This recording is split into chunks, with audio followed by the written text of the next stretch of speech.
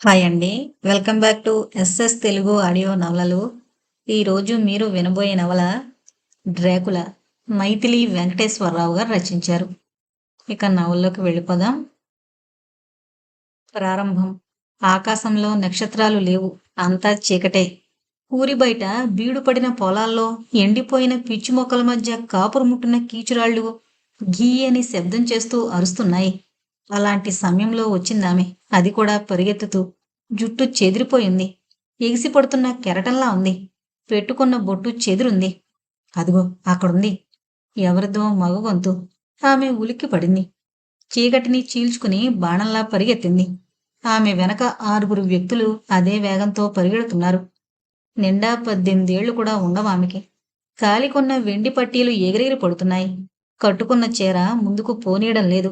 అయినా ఆమె ఓ చేత్తో కుచ్చిళ్ళెత్తి పట్టుకుని శక్తి వంచన లేకుండా పరుగులు తీస్తోంది. వెనక పరిగెడుతున్న 6గురిలో 3 ఆమెకి సమీపంలో ఉన్నారు. 3 మగవారే. అందులో ఒకరి చేతిలో పెట్రోల్ టిన్నుంది. అది పట్టుకునే పరిగెడుతున్నాడు. ఆ వెనకున్నది ఆడవాళ్లు. మొత్తం 6 వేటాడుతోంది. ముందు పరిగెడుతోన్న ఆమె కోసమే. రాత్రి సమయం కావడంతో కింద ఏముందో కూడా తెలియడం లేదు. అవన్నీ పట్టించుకునే స్థితిలో లేరు ఎవరు. ముళ్ళు, రాళ్ళు, రప్పలు.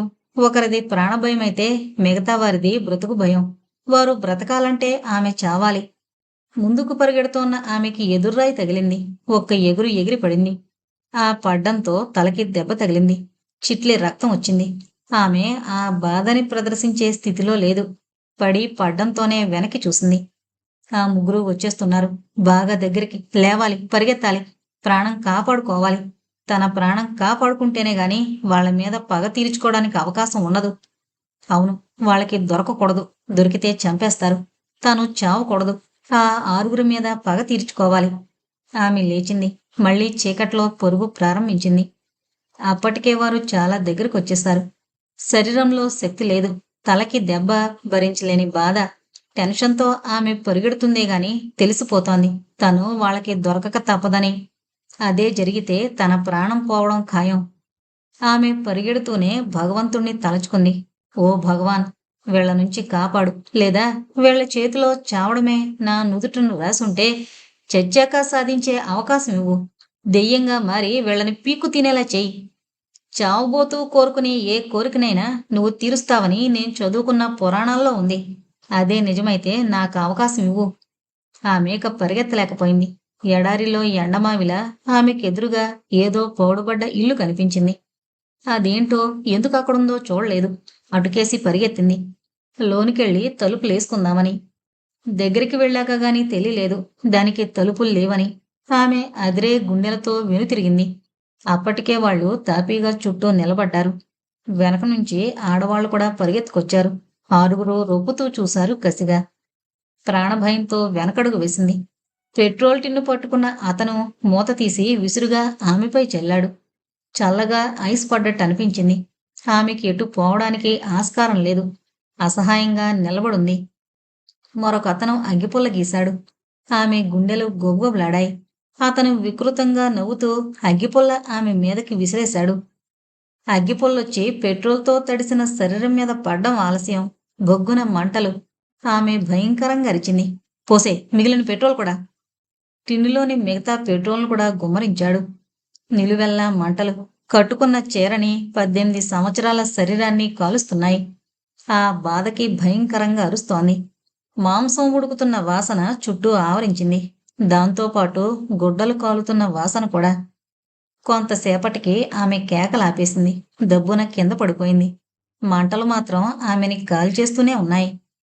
శ్మశానంలో శవాన్ని కాల్చే కాపరిలా వాళ్ళు కొళ్ళబొడిచారు. ఇంకా పచ్చి మాంసం కాలకుండానే మిగిలిపోయింది. ఆనవాళ్ళు తెలియకూడదు తమ్ముడు. మరికొంత పెట్రోల్ పోసి తగలబెట్టు. చచ్చిపోయిన ఆ శరీరం మీద మళ్ళీ పెట్రోల్ పోశారు. ఈసారి అగ్గిపొల్ల వెలిగించకుండానే అగ్నిదేవుడు తన సహస్ర నాలుకలతో ఆవులించాడు. విరుచుకుని పడ్డాడు. అరగంట సేపు జరిగిందా శవదహనం. 5 అడుగుల శరీరం బూడిదిగా మారింది. అప్పుడు గాని వాళ్ళు వెనుతిరగలేదు. వాళ్ళు ఆ ప్రదేశం నుంచి వెళ్లిన మరుక్షణం ఆకాశం భయంకరంగా ఉరిమింది. నల్లటి మేఘాలు మిడతల దండులా తరలొచ్చాయి. ఉరుములు మెరుపులతో కూడిన వర్షం ప్రచండంగా పడ్డం ప్రారంభించింది. ప్రకృతి పరశురామ అవతారం ఎత్తింది. చెట్లు వేళ్లతో సహా కదిలిపోతున్నాయా అన్నట్లు ఊగడం ప్రారంభించాయి. చూస్తుండగానే కనుచూపు మేరంతా నీటితో నిండిపోయింది. ఎప్పుడో తెల్లవారుజామున శాంతించింది. మళ్ళీ కన్నతల్లిలా ప్రశాంతంగా ఉండిపోయింది ప్రకృతి మాత. ఇప్పుడు ఓ శవాన్ని కాల్చిన దాఖలాలు అక్కడేమీ లేవు. ఎముకలు, ఇంకా కాలకుండా మిగిలిపోయిన మాంసపు ముద్దలు వరద నీటిలో కొట్టుకుపోయాయి. శరీరం కాలి బూడిదిగా మారింది. అక్కడే ఆ మట్టిలోనే కలిసిపోయింది. పాల మీద మీగడ కట్టినట్టు తెల్లగా పొరుచుకునుంది. మట్టిలో మట్టిగా మారిపోయింది. కొన్ని సంవత్సరాల తర్వాత ఆకాశం మేఘావృతమై ఉంది. తూర్పు నుంచి చల్లటి గాలి రివ్వున వీస్తోంది. ఉన్నట్టుండి ఒక్కసారి ఆకాశం అదిరింది. భూమి వణికింది. మహోజ్వాల ప్రకాశంగా పిడుగు ఆ మేఘాన్ని చీల్చుకుని బయటపడింది. పైనుంచి ఎవరో మండుతున్న కాగడాన్ని విసిరినట్టొస్తోంది. అది పడ్డ శబ్దానికి బిడ్డని కన్న తల్లిలా భూమి అరిచింది. అప్పుడే చినుకులు ప్రారంభమయ్యాయి. టపటపా. ఒక్కసారిగా ప్రకృతి మారిపోయింది. చెట్లు విరబోసుకున్న దెయ్యాల్లా కదులుతున్నాయి. వర్షం ఉధృతమైంది. తెరపిచ్చే ఉద్దేశం లేనట్లు తూర్పు నుంచి మేఘాలు హడావిడిగా వస్తున్నాయి.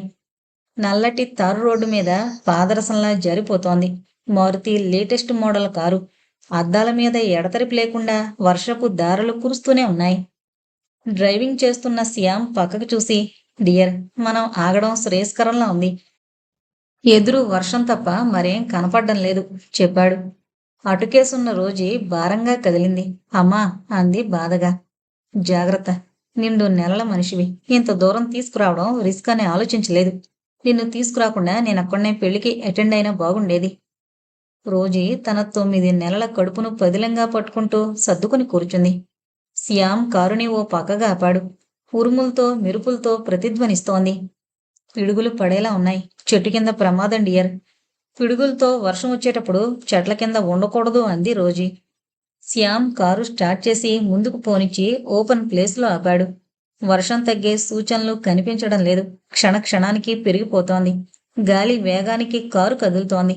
కనుచూపు మేరలో ఏ వాహనమూ వస్తున్న జాడలేదు. రాత్రి 11 గంటలు. చుట్టూ చిమ్మ చీకటి. భయంకరమైన వర్షం. భయంగా భర్తని ఆనుకుని కూర్చుంది. శ్యామ్ హెడ్ లైట్స్ ఆన్ చేసి భార్యని పొదివి పట్టుకున్నాడు. భయం లేదులే.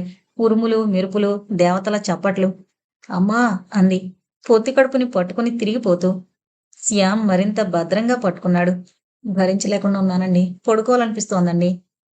యేసుప్రభు, నువ్వే మాకు రక్ష వేడుకున్నాడు శ్యామ్. రోజుకి నిప్పులు ఎక్కువయ్యాయి. ప్రకృతిలా ఆమె ఊగిపోతోంది. ఉధృతమవుతున్న వర్షాన్ని, ప్రకృతిని లెక్క చేయకుండా కారుని స్టార్ట్ చేశాడు. ఫ్లడ్ లైట్ కాంతి వర్షపు చినుకులను చీల్చుకొని పోతోంది. లాభం లేదండి. 10 మైళ్ళ దాకా ఊరు కనపడదు. బాధని బెగబెట్టుకుంటూ అంది. పావుగంట ఊర్చుకో. 10 నిమిషాల్లో తీసుకువెళతాను. యాక్సిలేటర్ బలంగా అదుముతూ చెప్పాడు. రోజీ ఎగిరెగిరి పడుతోంది. కారు టాపు అదిరిపోయేలా అరుస్తోంది. కారు వేగానికి కడుపులో బిడ్డ కదులుతూ ఉండడంతో దాని తాలూకా బాధతో ఆమె అతలకుతలమవుతోంది. శ్యామ్ ఏదైతే అయిందని కారు స్లో చేశాడు. గాఢాంధకారమైన చీకటి. రోజీని పొదివి పట్టుకుని పడుకో డియర్ అన్నాడు. లాభం లేదండి. బిడ్డ ఎక్కువసేపు లోపల ఉండనంటుంది. ఈ ప్రపంచంలోకి రావడానికి ఊళ్ళురుతోంది. ఆపడం నా వల్ల కాదు. రోజీ రిలాక్స్ చెబుతున్నాడు శ్యామ్. దగ్గరలో ఇల్లేమైనా ఉందేమో చూడండి. ఈ బాధ తట్టుకోలేకుండా. శ్యామ్ చుట్టూ చూశాడు. గాఢాంధకారమైన చీకటి. ఆ చీకటిలో చిరుదివ్వె. దూరంగా సన్నని వెలుగు. బహుశా పొలంలో మంచి అయి ఉంటుంది. రోజీ అక్కడేదో మంచి ఉన్నట్లుంది. వెళదామా? రోజీ తల ఊపింది. కారులో ఆమె పడుకోలేకపోతోంది. కాళ్ళు కదల్చడానికి కూడా వీల్లేదు.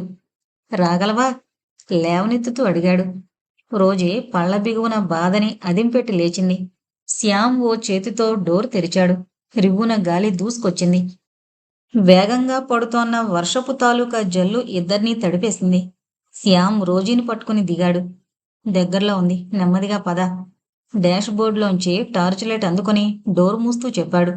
రోజీ అడుగు తీసి అడుగు వేసింది భర్త సహాయంతో. కింద ముళ్ళున్నట్టున్నాయి. జాగ్రత్త చెబుతూనే తీసుకువెళుతున్నాడు శ్యామ్. కిందంతా బురద. పంట పొలం అనుకున్నారు, కానీ కాదు, బీడు భూమి. అడుగు తీసి అడుగేయడం కష్టంగా ఉంది. పోనీ కారులోనే కూర్చుందామా? అరిచాడు. ఆ హోరులో అరిస్తేనే కాని వినిపించడం లేదు. రోజీ తల అడ్డంగా ఆడించింది.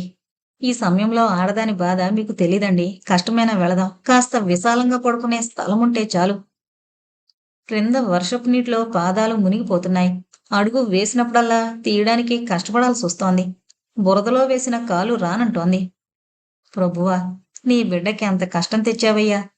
ఈ నడి సముద్రంలో నువ్వే మాకు రక్ష. శ్యామ్ మరోసారి ప్రభువును తలచుకున్నాడు. గాలి జూంకార శబ్దం చేస్తూ తిరుగుతోంది. రోజీ పమిట చెంగు గాలిపటంలా రెపరెపలాడుతోంది. పైగా ఆమెను బ్యాలెన్స్గా ఉండనీయడం లేదు. శ్యామ్‌కి పమిట కొంగును పట్టుకోవడం సాధ్యం కావడం లేదు. ఓ పక్క భార్య, మరో పక్క పమిట చెంగు. బ్యాలెన్సు చేసుకోలేకపోతున్నాడు. లాభం లేదు రోజీ, చీర విప్పేయ్. లేదంటే ఈ గాలి తాకిడికి మనం నిలబడ్డం కష్టం. ఆ ఈదురు గాలిలోనే ఆమె తలాడించింది. శ్యామ్ ఆగి టార్చ్ లైట్ నోట్లో పెట్టుకుని రోజీ పమిట పట్టుకుని ఊడదీశాడు.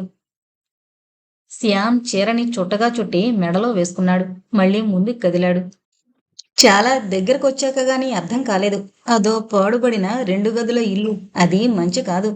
కాని తాను కారులోంచి లాంతరు వెలుగును చూశాడే, మరి ఆ వెలుగు ఏమైంది?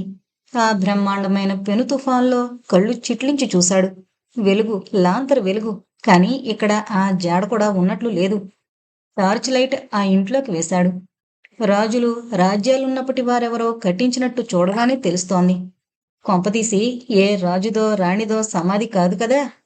సరిగ్గా గమనించుంటే ఎవరి సమాధో శ్యామ్‌కి తెలిసుండేది. ఆ హడావిడిలో గమనించలేకపోయాడు. ఆకాశం పెళ్ళున విరిగినట్టు మధ్యకు చీలింది. మెరుపు మెరిసి మాయమైంది. రోజీని ఓ పక్కగా పడుకోబెట్టాడు. కటిక నేలపై చిరుగాలికి ఎగిరే ఎండుపొలలా ఎగురుతోంది రోజీ. కొద్దిగా ఓర్చుకో, సముదాయిస్తున్నాడు శ్యామ్. దాహం, దాహం, రోజీ మెలికలు తిరుగుతూ చెప్పింది. చుట్టూ నీరే. శ్యామ్ విరక్తిగా నవ్వుకున్నాడు. సముద్రం మీద ఉన్నవాడికి తనకి తేడా లేదు. చుట్టూ నీళ్లే, తాగడానికి పనికిరావు. తన స్థితి అదే. అనంతమైన జలధార ఆకాశాన్ని చీల్చుకుని కురుస్తోంది. పట్టడానికి, తాగడానికి పనికిరావు. అసలే రోజీ ఒట్టి మనిషి కాదు. తాగిస్తే ఏదన్నా అయితే ఏమవుతుంది? తప్పదు. అంతకు మించి గత్యంతరం లేదు. టార్చ్ లైట్ని నలువైపులా ప్రసరింపజేశాడు తిప్పుతూ. పగిలిన కొండలు, విరిగిన మూకుళ్ళు, వర్షపు నీరు పట్టడానికి పనికిరావు. పక్క గదిలో చూస్తే అనుకోవడం ఆలస్యం. రోజా డియర్, 1 మినిట్. చీకటిని చూసి భయపడకు అని పక్క గదిలోకి వెళ్ళాడు. వెళ్ళడంతోనే టార్చిని ముక్కుసూటిగా వేశాడు. టార్చ్ లైట్ వెలుగుతో పాటు అతని కనుచూపు సాగింది. అంతే, కళ్ళు పెద్దవయ్యాయి. చేతులు, కాళ్ళు వణికాయి. ఖచ్చితంగా చుట్టూ ఉన్న ప్రకృతి వల్ల కాదు. ఎదుటి దృశ్యాన్ని చూసి గుండెలు తీసిన బంటు కూడా గుండెలు దడదళ్లాడించేలా ఉంది. పుర్రెలు. 1 కాదు, 2 కాదు, ఓ 4 దాకా. వాటి తాలూకా ఎముకలు, చేతులవి, మోకాళ్ళవి కుప్పలుగా పోసున్నాయి. శ్యామ్ భయానికి తగ్గట్టు అవి కదులుతున్నాయి. ఆ పుర్రెలు ఒకేసారి కదలడం ప్రారంభించాయి. శ్యామ్ నెత్తురు పరుగులు తీసింది. కళ్ళార్పకుండా చూస్తున్నాడు. అవి కదులుతూనే ఉన్నాయి. పుర్రెలు కరకరమని శబ్దం చేసినట్లనిపించింది. బయట రోజీ రోదనలు వినిపిస్తూనే ఉన్నాయి. శ్యామ్ చేతిలో టార్చ్ లైట్ వెలుగుతూనే ఉంది. అతను మాత్రం నిశ్చేష్టతగా నిలబడిపోయాడు. కదలిక, మెదలిక లేదు. అయితే శ్యామ్ స్థాణువైంది ఆ పుర్రెల్ని చూసి కాదు, గాలికి కదిలిన వాటిని చూసి అసలే కాదు. ఎక్కడో దూరంగా ఊరకుక్క బాధగారిచిన అరుపు. ఆ గది దాటబోతూ వెనక్కి చూశాడు ఓరగా. అదే, అదే, అదే ప్రదేశం. కాకపోతే తను మొదట గుర్తుపట్టలేకపోయాడు. అదే ప్రదేశం, సందేహం లేదు. అంటే అంటే నెత్తురు గెడ్డకట్టినట్టు స్తంభించిపోయాడు. సన్నగా వెన్నుముక్క సైతం జారినట్లనిపించింది. రోజీ అరుపులు మాత్రం వినిపిస్తూనే ఉన్నాయి. క్షణానికి పెరుగుతున్నాయి. మరోసారి ఆకాశం మధ్యకి చీలినట్టు మెరుపు. అదే సమయానికి రోజీ కెవ్వున కేక వేసింది. ఆ మరుక్షణంలోనే పసివాడి ఏడుపు. క్యార్! శ్యామ్ గిర్రున తిరిగాడు. రోజీ కాళ్ళ దగ్గర రక్తపు బిడ్డ. అప్పుడే బయటకొచ్చిన ప్రాణం. చుట్టూ ప్రకృతి కూడా శాంతించింది. రోజీ నీరసంగా ఆడబిడ్డ, మగబిడ్డ అంది. శ్యామ్ మోకాళ్ళ మీద వంగుతూ, మగబిడ్డ. అది కాదు, ముందు మనం ఎక్కడున్నామో చూడు. వీలైనంత త్వరగా వెళితే మంచిది అన్నాడు. రోజీ పరిసరాలు చూసింది. ప్రకృతి శాంతించడంతో కొద్దిపాటి వెలుగు కూడా వచ్చింది. రోజీ పరిశీలనగా చూసింది. కొద్దిగా గుర్తుకొచ్చింది. ఇక్కడా, ఇక్కడా నేను మగబిడ్డను కంది అంది భయంగా. ముందు పద అన్నాడు ఆమెని పొదివి పట్టుకుంటూ. 8 సంవత్సరాల తర్వాత ఆ భవనం ప్రహారీకి ప్రాకారాలకి రంగురంగుల కాగితాలు బెలూన్లు కట్టున్నాయి. ప్రధాన ద్వారం ముందున్న విశాలమైన ప్రదేశంలో పెద్ద టెంట్ వేసింది. ఆ మధ్యలో పూర్వకాలం నాటి టేబుల్ అందమైన నగిషీలతో మంచి టేకు చెక్కతో అందంగా ఉంది. దానిపైన బర్త్డే కేక్, దాని మీద 7 కొవ్వొత్తులు చిరుగాలికి కదులుతూ ఆరిపోకుండా ఉన్నాయి. ఆ కొవ్వొత్తుల వెలుగు సరిగ్గా కేక్ మీద రాసిన రాజీవ్ అన్న అక్షరాల మీద పడుతున్నాయి. ఆ టేబుల్ ముందు శ్యామ్, మధ్యలో రాజీవ్, ఆ పక్కనే రోజీ. ఆ రోజు రాజీవ్ పుట్టినరోజు. ఆ తల్లిదండ్రుల మధ్య సరికొత్త సూట్లో చిద్విలాసంగా నవ్వుతూ ఉన్నాడు రాజీవ్. శ్యామ్, రోజీ ఇద్దరూ కలిసి పుత్రుడి చేయి పట్టుకుని కేక్ కట్ చేయించారు. దానికి ముందు రాజీవ్ చేత కొవ్వొత్తులు ఆర్పించారు. పిల్లలు పెద్దలు చప్పట్లు. రాజీవ్ కేకు మొదటి ముక్కని ముందు తండ్రి నోటికి అందించి మిగిలిన ముక్కని చప్పున తల్లి నోటికి అందించాడు, ముసిముసి నవ్వులు నవ్వుతూ. మరోసారి చప్పట్లు. రోజీ రాజీవ్ నెత్తిన చిన్నగా ముట్టి గడుగ్గాయ్ అంది. శ్యామ్ కొడుకునెత్తుకుని నుదుటిన చుంబించి, డియర్ ఫ్రెండ్స్, మీరంతా ఈ బర్త్డే ఫంక్షన్కి వచ్చినందుకు సంతోషం. విందు భోజనానికి ముందు చిన్న చిన్న ఎంటర్టైన్మెంట్స్, ముందు లేడీస్కి అని ప్లీజ్ అన్నాడు ఆడవాళ్ల వంక చూసి. ఈలోగా పనివాడు సలీం ఓ ప్లాస్టిక్ డబ్బా తెచ్చి మరో విశాలమైన టేబుల్ మీద పెట్టాడు. దయచేసి ఇందులో లేడీసే పాల్గొనాలి. గెలిచిన వారికి అరుదైన బహుమతి. ఆహ్వానితుల్లో లేడీస్ ఆ టేబుల్ చుట్టూ చేరారు. వారి వెనకే వారి మగాళ్ళు. రోజీ ఆ ప్లాస్టిక్ డబ్బా మూత తెరిచి అందులోంచి కుంకుడుకాయల్లోని నల్లని గింజల్ని గుప్పెటతో తీసింది. వీటిని పైకి ఎగరేసి చెయ్యి తిప్పి వాటిని ఆపాలి. చెయ్యి మీద ఎన్ని ఉన్నాయో వాటినన్నిటినీ పరిగణలోకి తీసుకుంటాం. అలా మీరు ఎన్నిసార్లైనా ఎగరేసి చెయ్యి వెనక్కి తిప్పి నిలబెట్టొచ్చు. కేవలం 1 మినిట్ మాత్రమే. ఆలోగా మీరు ఎగరేసి చేతి మీద నిలబెట్టిన అన్ని గింజల్ని లెక్క వేస్తాం. అందరిలో ఎవరెక్కువ కుంకుడు గింజల్ని ఎగరేసి చెయ్యి వెనక్కి తిప్పి ఆపగలిగారో నిర్ణయించి వారికి బహుమతి ఇవ్వబడుతుంది. మొదట అరుంధతి పేరు చెప్పింది రోజీ నవ్వి. అమ్మో నేనా? గుండెల మీద చేయి వేసుకుంది భయంగా. ఒక డాక్టర్ అయ్యుండి అలా భయపడితే ఎలా? కమాన్, చేయి పట్టుకుని లాగింది రోజీ. అరుంధతి కొత్త పెళ్లి కూతుర్లా సిగ్గుపడుతూ ప్లాస్టిక్ డబ్బాలో చేయి పెట్టి గుప్పెటతో గింజల్ని తీసుకుంది. అమ్మో చాలా పట్టిందే నవ్వింది ఆహ్వానితుల్లోని ఒక ఆమె. మరే, మేడం గారు ఫీజే కాదు, ఇలాంటి చోట కూడా ఎక్కువే పడుతుంది.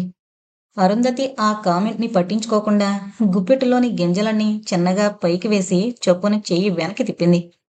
పైకి ఎగిరిన గింజలు తిప్పిన చేతి మీద చాలా పడ్డాయి. అయితే చాలా జారిపోయాయి. 5 చెప్పాడు శ్యామ్ ఓ పక్కన టైం చూస్తూ, మరో పక్క పెన్తో అరుంధతి అన్న దగ్గర 5 అని వేసి. మరోసారి ప్రయత్నించింది అరుంధతి. ఈసారి 6, వెరసి 11. ఇంకా 2 సెకండ్స్ మాత్రమే మిగిలింది హెచ్చరించాడు శ్యామ్. అరుంధతి కంగారుగా మరోసారి పైకి వేసి చేయి తిప్పింది. హడావిడి పడ్డంతో 2 వచ్చాయి. చివరిసారి ఇంకా 1 సెకనే ఉంది. అరుంధతి సీరియస్గా దృష్టి సారించింది. వీలైనన్ని ఎక్కువ పట్టాలి. ఎంతమందిలో ఆ బహుమతి తనకే రావాలి. అరుంధతి పైకి వేసింది. అందరూ ఉత్సాహంగా చూస్తున్నారు. పైకి ఎగిరిన గింజలను అరుంధతి ఆత్రంగా ఆపింది. అటు ఇటు జారిపోకుండా బ్యాలెన్స్ చేసింది. 10. శభాష్, అభినందించాడు శ్యామ్. అరుంధతి పక్కకొచ్చింది. ఈసారి మిసెస్ కల్పనరాయ్ చెప్పింది రోజీ. ఆ పేరుగల భారీకాయం నవ్వింది గలగల. చుట్టూ ఉన్నవారు చప్పట్లు కొట్టారు. దాదాపు కొండ కదిలించినట్టు తన శరీరాన్ని కదిలించి నడిచింది. పిల్లలు కిలకిలా నవ్వారు. రాజీవ్ గడుసుగా, మమ్మీ, ఆంటీ కదులుతుందా లేక పెద్ద కొండ కదులుతుందా అనేది అర్థం కావడం లేదు. అలా మాట్లాడకూడదు, తప్పు, మందలించింది కొడుకుని రోజీ. మిసెస్ కల్పనారాయ్ గింజలను చేతిలోకి తీసుకుని పైకి లేపింది. చేయి తిప్పింది గాని ఒకటి నిలవలేదు. చేతుల్ని మరి అంత సుతారంగా ఉంచకూడదు అంది అరుంధతి. మిసెస్ కల్పనారాయ్ ఆ మాటల్ని పట్టించుకోకుండా ఏకాగ్రతగా మరోసారి ప్రయత్నించింది. 2, 2 అన్నారు చుట్టూ ఉన్నవారు. మిసెస్ కల్పనారాయ్ ఈసారి మరింత ఉత్సాహంగా పైకి వేసింది. 3, ఇందాక 2 కలిపి 5. నీ టైం అయిపోయింది చెప్పాడు శ్యామ్. ఆమె పక్కకొచ్చింది. తర్వాత ఎవరో చెప్పండి చెప్పింది రోజీ. ఎప్పుడూ మేమేనా? మీ తమ్ముడి భార్యని పిలవండి చెప్పింది అరుంధతి. రాగిణి రా, అలా దూరంగా ఉంటావే ఆహ్వానించింది రోజీ తోటి కొడల్ని. పాపం వాళ్ళ ఆయన మీద బెంగ పెట్టుకుందేమో మోచేత్తో పొడిచంది అరుంధతి. ఆడవాళ్లు కిలకలా నవ్వారు.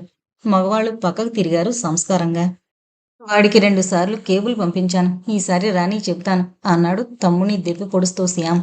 అవును, బాబాయిని రాని చెబుతాను అన్నాడు రాజీవ్ ముద్దుగా. ఏదో పనుండి రాలేకపోయింటారు అని రాగిణి డబ్బాలోని గింజలను తీసింది. సరిగ్గా అప్పుడే సైకిల్ దిగాడు వ్యక్తి. చేతిలో టెలిగ్రామ్స్ ఉన్నాయి కట్టగా. శ్యామ్ అతన్ని చూస్తూనే ఎదురెళ్ళాడు. అతనిచ్చిన కాగితం మీద సంతకం పెట్టి తీసుకున్నాడు. ఎవరండి అడిగింది రోజీ పక్కకొచ్చి. ఇంకెవరు, తమ్ముడు గారు అని చించి చదివాడు. ఎవరు, మావారేనా హడావిడిగా వచ్చి అడిగింది రాగిణి. శ్యామ్ టెలిగ్రామ్ని మడిచి అర్జెంటు మీటింగ్ ఉండడం వల్ల రాలేకపోతున్నానని రాజీవ్కి ఆశీస్సులు తెలియజేస్తూ టెలిగ్రామ్. అది సరే, అదేంటొచ్చేసావు? ఏం చేయను, నా స్కోరు 6 అంది ఏడవలేక నవ్వుతూ. అయితే బహుమతి అరుంధతికి తప్పదన్నమాట. మరే అంది అరుంధతి.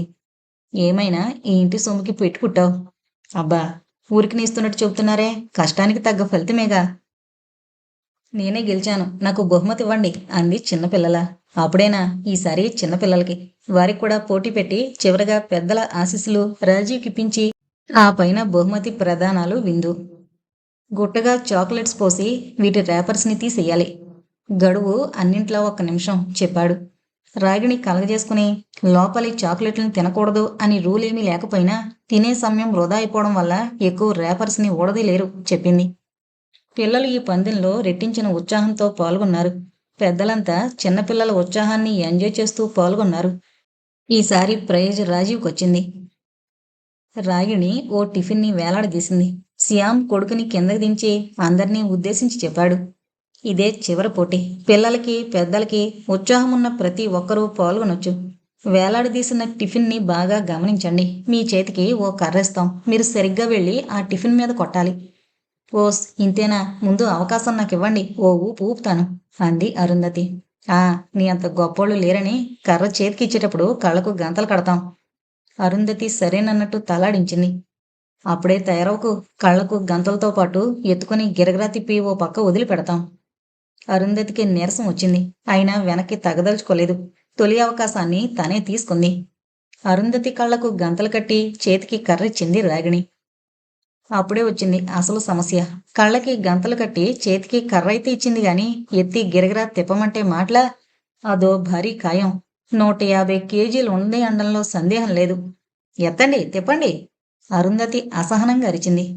ఏంటెత్తేది? నిన్నెత్తాలంటే మాటలా? 2 టన్నులున్నావు నవ్వింది రాగిణి. అందరూ పెద్ద పెట్టున నవ్వారు. అరుంధతి కోపంగా కాలిని నేలకేసి కొట్టింది. చిన్నగా, నేల పగలగలదు అన్నారు. ఆమె కళ్ళకి గంతలున్నాయి కాబట్టి తమ భద్రతకి డోకా లేదని తలంచి. ఎవరే ఆ మాట అంది? అరుంధతి గంతలు తీయబోయింది. శ్యామ్ చెప్పునాపి, నో సీరియస్. సరదాగా ఎవరేమన్నా పట్టించుకోకూడదు. అదే పార్టీ ప్రాథమిక రూల్. నిన్ను నేను ఎత్తుతాను, గిరగిరా తిప్పుతాను చెప్పాడు. రోజీ భర్త వంక చూసి తల ఊపింది. రాజీవ్ ఎగురుతూ చప్పట్లు కొట్టాడు. శ్యామ్ ఆమెనెత్తుకుని గిరగిరమని 2 సార్లు తిప్పి వదిలాడు. అరుంధతి ఒక్కసారి తల విదిలించుకుంది. ఏమీ అర్థం కావడం లేదు. అంతా చీకటి.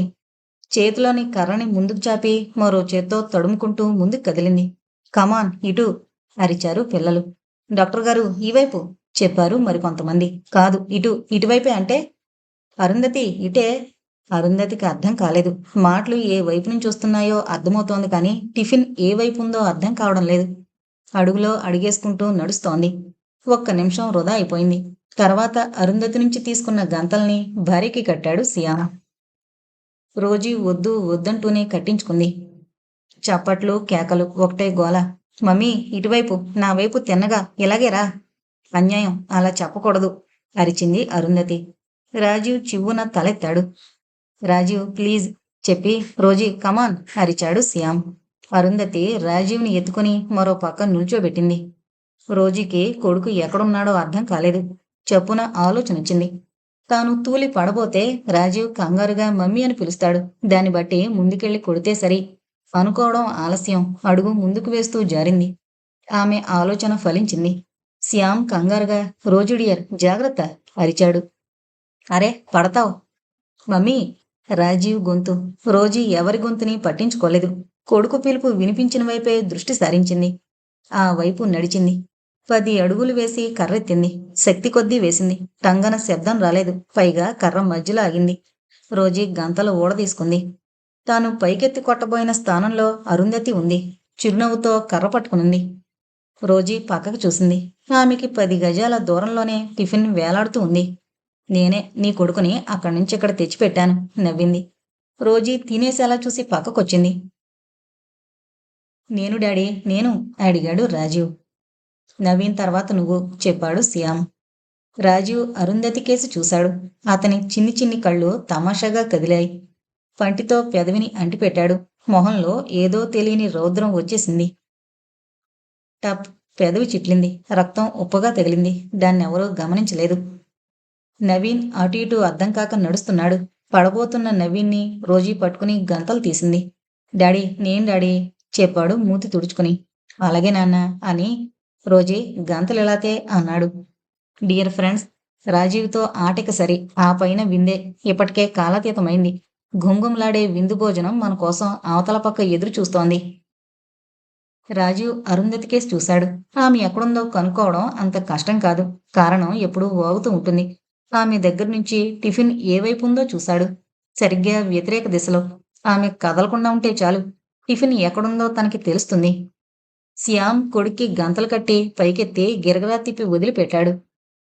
రాజీవ్ కర్ర చేత్తో పట్టుకుని ముందుకు కదిలాడు. రాజీవ్, రా ఇటు. చకచకా రావాలమ్మా, పిల్లలు కోరసుగా అరిచారు. రోజీ ఆందోళనగా చూస్తోంది. కంగారు పడతాడేమోనని.